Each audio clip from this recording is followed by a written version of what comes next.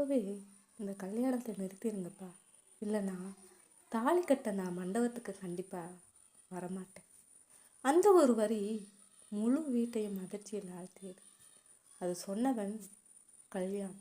33 வயசு. ஆனாலும் பார்ப்பவர்களுக்கு 25 வயது மாதிரி தான் தோற்றம். உயரம், ஆளுமை, பேசும் விதம் எல்லாமே ஒரு வெற்றிகரமான மனிதன் என்று சொல்லும். ஆனால் அவன் மனசுல மட்டும் யாருக்கும் தெரியாத ஒரு பூட்டு. இந்த ஒரு முறை அப்பா சொல்றதை கேளுடா கல்யாண். வேலாயுதம் ஆல்மோஸ்ட் கெஞ்சுற மாதிரி பேசினான். அந்த பொண்ணு உனக்கு சரியான பொருத்தம். அதுவும் இல்லை, உன் தம்பிகளுக்கும் அதே குடும்பத்தில் இருந்து பொண்ணு வரும். 3 கல்யாணம் ஒரே வீட்டில். என்ன ஒரு சந்தோஷம்னு நினச்சிப்பாரு. ஆனால் கல்யாண், அவன் முகத்தில் எந்த மாற்றமும் இல்லை. என்னால் முடியாத அப்பா, இது நான் செய்ய முடியாத விஷயம். அந்த குரலில் உறுதி இருந்தது. அப்போ நான் பிரவீன் குரல் இருந்தது. அப்போ சரி, எங்களுக்கும் இந்த கல்யாணம் வேண்டாம். அந்த வார்த்தை எல்லாரையும் மின்னல் அடித்த மாதிரி ஆச்சு. ஏய், உனக்கு என்னடா ஆயிடுச்சு? கல்யாண் கோபம். அண்ணா, நீங்கள் இருக்கும்போது நாங்கள் மட்டும் கல்யாணம் பண்ண முடியாது. ஒன்று 3 பேருக்கும் கல்யாணம், இல்லைனா ஒன்றும் வேண்டாம். கல்யாணின் ரகசிய கோபம் கல்யாண் தலையை பிடிச்சுக்கிட்டான். நான் கல்யாணம் பண்ணணும்னு இருந்தா 7 வருஷத்துக்கு முன்னாடியே பண்ணி இருப்பேன். எனக்கு கல்யாணத்தில் விருப்பமே இல்லை.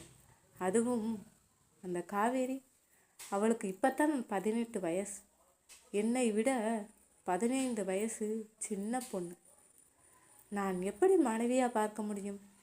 அந்த வார்த்தைகள் உண்மையா அல்ல வேற ஏதோ மறைக்கிறானா? அனைவரும் மௌனம். அந்த மௌனத்தில் தான் அழுத்தம் அதிகமாக இருந்தது. பிரவீன் மீண்டும், என்ன காரணம் சொன்னாலும் எங்களுக்கு ஒத்துக்க முடியாது. கல்யாண் மூச்சை ஆழமாக இழுத்தான். சரி, என்ன வேண்டுமானாலும் பண்ணுங்க. அவன் சம்மதம் சொல்லிட்டான். ஆனால் அவன் மனசை சம்மதிச்சதா? அதே நேரம் மற்றொரு வீட்டில் இவர்தான் மாப்பிள்ளை. காவேரியின் அப்பா புகைப்படத்தை காட்டினார். ரொம்ப நல்ல பையன், எந்த கெட்ட பழக்கமும் இல்லை. காவேரி அந்த ஃபோட்டோவை பார்த்து கொண்டே இருந்தாள். அவளுடைய கண்களில் குழப்பம். ஆனால் அப்பா, நான் இன்னும் படிக்கணும். அவள் குரல் மெதுவாக இருந்தாலும் கனவு பெரியது. அதுக்கு என்னம்மா, கல்யாணத்துக்கு பிறகு படிச்சுக்கோ. அவளுக்கு பதில் கொடுக்காமல் முடிவு சொல்லப்பட்டு விட்டது. நீட் எக்ஸாம் எழுதிட்டு நல்ல மதிப்பெண் வாங்கி இருக்கும் ஒரு பெண் டாக்டர் ஆகணும் என்பது தான் அவளோட கனவு. ஆனால் இப்போ மணமகள் ஆகணும் என்பது தான் அவளுக்கு விதி மாதிரி திணிக்கப்படுகிறது. காவேரி மீண்டும் அந்த ஃபோட்டோவை பார்த்தாள். கல்யாணின் கண்கள். அந்த ஃபோட்டோவில் கூட ஒரு வலி இருந்தது. இவரும் இந்த கல்யாணத்துக்கு சம்மதமாக இருக்காரா என்று அவள் மனசு கேட்க ஆரம்பித்தது. ஒரு பக்கம் கல்யாண் மனசுக்கு எதிராக சம்மதம், மற்றொரு பக்கம் காவேரி கனவுக்கும் கல்யாணத்துக்கும் நடுவில் சிக்கியவர். 3 கல்யாணம் ஒரே மேடை. ஆனால் அந்த இரவு கல்யாண் தனியாக தனது ரூமில் அமர்ந்திருந்தான். அவன்கிட்ட ஒரு பழைய ஃபோட்டோ. அந்த ஃபோட்டோவை பார்த்த உடனே அவன் முகம் மாறிடுது. நீ மட்டும் இருந்தால் போதும், என் வாழ்க்கை முழுசும் சந்தோஷமாக இருக்கும். அந்த குரல் அவன் நினைவுகளில் இன்னும் ஒழிச்சுக்கிட்டே இருந்தது. 7 வருடங்களுக்கு முன்னாடி கல்யாணின் வாழ்க்கையில் வந்தவள் மாலவி. ஒரு சாதாரண பெண் இல்லை. அவள் வாழ்க்கையே. அவர்கள் இருவரும் காதலிச்சது குடும்பத்துக்கு தெரியாமல் இல்லை. ஆனால் சமூகம், சாதி, பணம் எல்லாம் இடையில் வந்துச்சு. இந்த கல்யாணம் நடக்காது. அந்த ஒரு வார்த்தை 2 மனசுகளையும் உடைச்சது. மாலவி அழுதுகிட்டே கேட்டா, நீ என்னை விட்டுட்டு போயிடுவியா கல்யாண்? கல்யாண் அமைதியாக இருந்தான். அந்த அமைதி அவளுக்கு பதிலாக இருந்தது. அந்த நாள் இரவு மாலவி வீட்டை விட்டு வெளியே போயிட்டாள். அதுக்கு பிறகு அவள் திரும்பி வரவே இல்லை. அவள் ஓடி போயிட்டாளாம் என்று எல்லோரும் சொன்னாங்க. கல்யாண் மட்டும் அதை நம்பலை. அந்த நாளே நான் அவளை காப்பாற்றி இருக்கணும். கல்யாண் கண்ணீர் விட்டான். அதுக்கு பிறகுதான் அவன் முடிவு, எனக்கு கல்யாணம் வேண்டாம். ஏனென்றால் அவன் மனசு இன்னும் மாளவியோடது தான். நான் இதை எப்படி சமாளிப்பது? கல்யாண் கண்ணாடியில் தன்னைத்தானே பார்த்தான். இந்த கல்யாணம் நடக்கக்கூடாது. ஆனால் அதே நேரம் காவேரி தன் ரூமில் நீட் ரிசல்ட் ஷீட்டை பார்த்துக்கிட்டு இருந்தான். டாக்டர் ஆகணும், அதுதான் என் கனவு, அவள் மனசு சொல்லுது. ஆனால் அவளின் கையில் கல்யாண அழைப்பிதழ். கல்யாண் காவேரி முதல் முறையாக சந்திக்கிறார்கள். உங்களுக்கு இந்த கல்யாணம் ஓகேவா? காவேரி நேராக கேட்டாள். கல்யாண் அதிர்ச்சியாக பார்த்தான். அவள் தொடர்ந்தாள், நான் படிக்கணும், இது எனக்கு ரொம்ப முக்கியம். கல்யாண் மெதுவாக சிரித்தான்.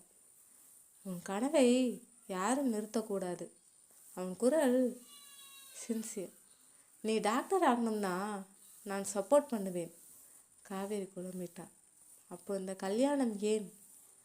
கல்யாண் கண்களில் வலி. எல்லா கல்யாணமும் மனசு வைத்து நடக்காது. அந்த நேரம் காவேரி ஒரு விஷயம் கவனிச்சாள். கல்யாண் கையில் பிரேஸ்லெட், அதில் என்கர்வ்டாக இருந்தது MK. இது யாரு? அவள் மனசு கேட்க ஆரம்பித்தது. கல்யாண நாள். மண்டபம் முழுக்க உற்சாகம். 3 ஜோடிகளின் கல்யாணம். ஒரே மேடை, அனைவரும் சந்தோஷம். ஒரே ஒருத்தன் மட்டும் அமைதியாக நின்றான். கல்யாண். அவன் கண்கள் யாரையோ தேடிக்கிட்டு இருந்தது. மணமகள் அறையில் காவேரி கண்ணாடி முன்னாடி உட்கார்ந்திருந்தாள். நான் சரியான முடிவை எடுத்துட்டேனா? அவள் கையில் நீட் மார்க் ஷீட், மற்ற கையில் தாலி. அவள் மனசு இன்னும் குழப்பத்தில் தான். மாப்பிள்ளை, தாலி கட்டுங்க.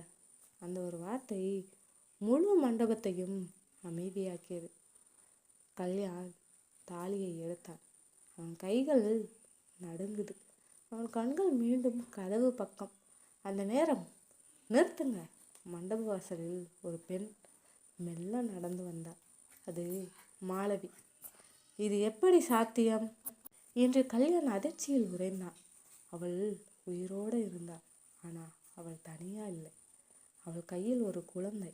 மாளவி அமைதியாக பேச ஆரம்பித்தாள். நான் ஓடி போயில்லை, என்னை யாரோ கடத்தி போனாங்க. நம்ம காதலை பிடிக்காத சில பேர் என்னை பிரிக்க இந்த மாதிரி பண்ணாங்க. நான் திரும்பி வரும்போது நீங்கள் என்னை விட்டுட்டு போயிட்டீங்கன்னு நினச்சேன். அவள் குழந்தையை காட்டினாள். இது உங்கள் குழந்தை கல்யாண். அந்த ஒரு வார்த்தை முழு மண்டபத்தையும் குலுக்கியது. அந்த நேரம் ஒரு பெரியவர் தலையை குனிஞ்சார். அது வேலாயுதம். இந்த கல்யாணம் நடக்கணும் என்பதற்காக நான் தான் அந்த நாளில் அவளை பிரித்தேன். அப்பா, நீங்கள்? கல்யாண் கண்ணீர். வேலாயுதம் குலுங்குற குரலில், நான் தவறு பண்ணிட்டேன். அனைவரும் மௌனம். அந்த நேரம் காவேரி எழுந்தாள். இந்த கல்யாணம் நிறுத்துங்க. அனைவரும் அதிர்ச்சி. ஒரு பெண்ணின் வாழ்க்கை இவ்வளவு எளிதாக மாற்ற முடியாது. காவேரி கல்யாணை பார்த்தாள். நீங்கள் அவங்க கூட தான் இருக்கணும். உங்கள் காதலும் உங்கள் குழந்தையும், அதுதான் உண்மை. கல்யாண் கண்ணீர் மல்க மாளவியிடம் சென்றான். அவளை பிடிச்சான். மன்னிச்சிடு. அவள் அழுதுகிட்டே சிரிச்சாள். கல்யாண், மாளவி, குழந்தை ஒன்று சேர்ந்தார்கள். தம்பிகள் இருவரின் கல்யாணம் நடந்தது. காவேரி அவள் மருத்துவ படிப்புக்கு சென்னைக்கு போனாள். டாக்டர் ஆகும் கனவை தொடர்ந்தாள். காதல் கட்டாயத்தால் வராது, அது உண்மையால தான் வாழும். ஒரு பெண்ணின் கனவு ஒரு குடும்பத்தின் மரியாதைக்கு கீழ் வரக்கூடாது. அந்த நாள் 3 கல்யாணம் நடக்க வேண்டிய மண்டபம் 2 கல்யாணம் மட்டும் நடந்தது. ஆனால் 3 வாழ்க்கைகள் காப்பாற்றப்பட்டது. மறக்காம சேனலை சப்ஸ்கிரைப் பண்ணிவிட்டு பாருங்கள்.